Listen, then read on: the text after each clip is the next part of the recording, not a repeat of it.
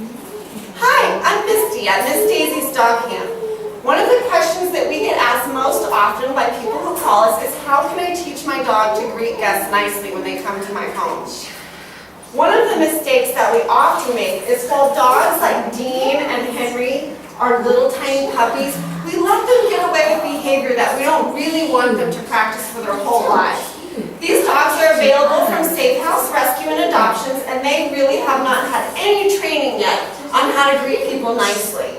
So what we like to do is, because most dogs find food, petting, attention, eye contact very rewarding. Those things are like winning the lottery to a dog. So what we're going to do is we're going to train this like it's a game. And the way they win the game, to start with, is just by keeping all 4 feet on the floor.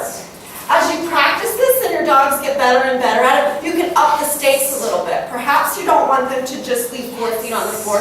Perhaps you want them to actually sit. Or you might want them to make eye contact with you. The important thing to remember is, every time they do the thing that makes them win the game, is we have to pay them for it. And that's going to make them learn really quickly what it is we want them to do.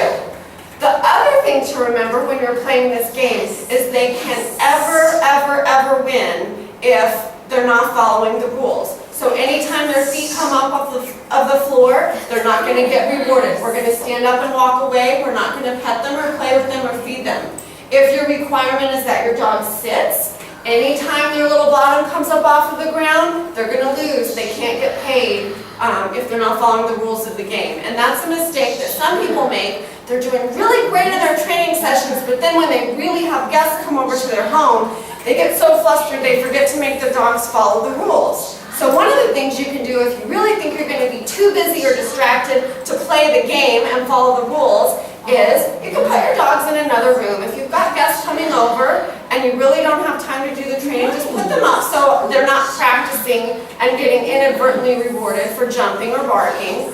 There are a couple other things you can do. You might want to put your dog on a leash, and in that case you can either hold the leash, you might step on the leash so that your dog can still stand or sit comfortably, but they can't jump up.